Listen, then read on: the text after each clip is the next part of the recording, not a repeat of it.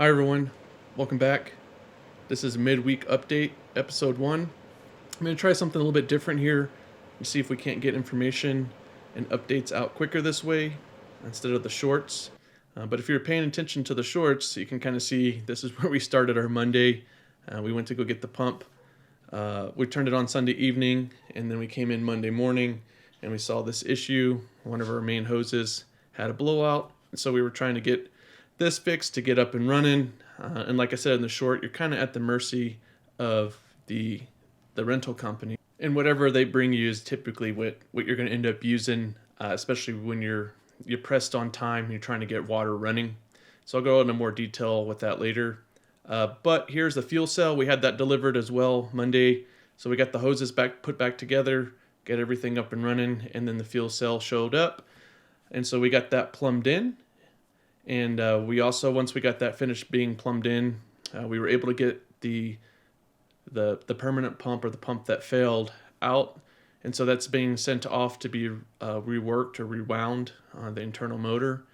We also ordered the new motor that's going to replace that permanent pump or motor. And so when the new one comes in, this one that we've sent off to be rewound is then going to be the backup pump. So in case we're in the situation again.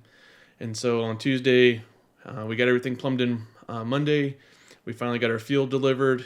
And so here we are, double checking the hoses, making sure we got those set in the right places and turned on right, because you have your intake, and then you also have basically what you consider your out.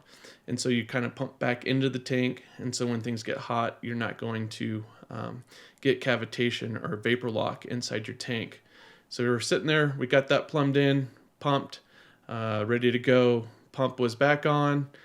We went down to the construction site to check in on them.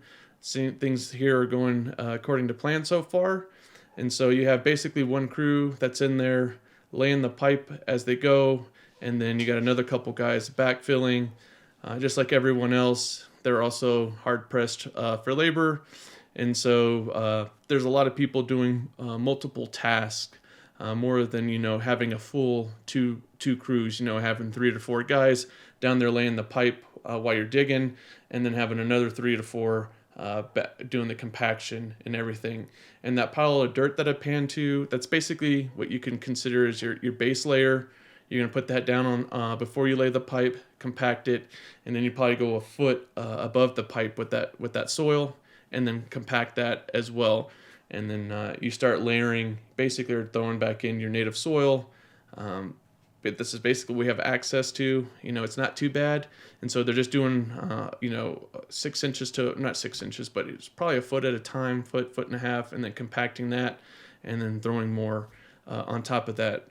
So we got that going on Tuesday, and then Tuesday evening, like I said in the short that I made today, we had a little bit of a bobo, and the lay flat ruptured. So we got in today. You can see in the clip here, this is just a little snippet of what the whole process entails to get the lay flat repaired.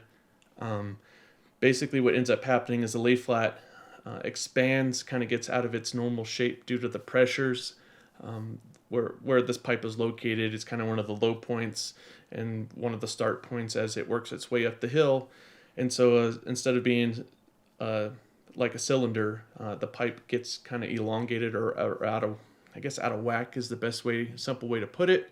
It gets stretched out, and what ends up happening is when you go to put your fittings on, your clamp there with your, I don't know what you would want to call that.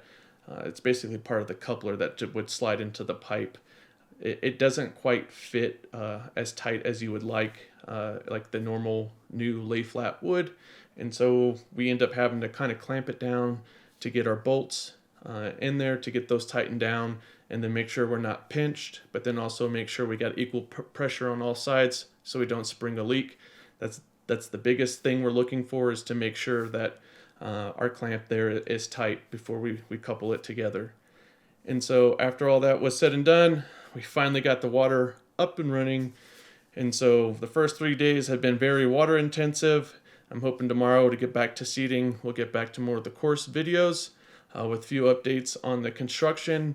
But I think right now with where we're at with the temporary pipe and our fuel cell, we're in a much better position of instead of having to run 100 to 130, 40 gallons of fuel to it a day, we have 500 gallons on site.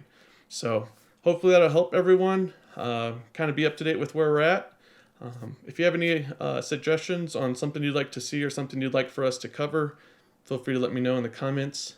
But I thank everyone for their time. I hope you found this a little bit informative, and we'll go from there. So hopefully I can maybe get something out at the end of the week, if not early next week, and try to get 2 videos out a week. I'm going to shoot for a mid to early or mid to late week videos with everything that's going on.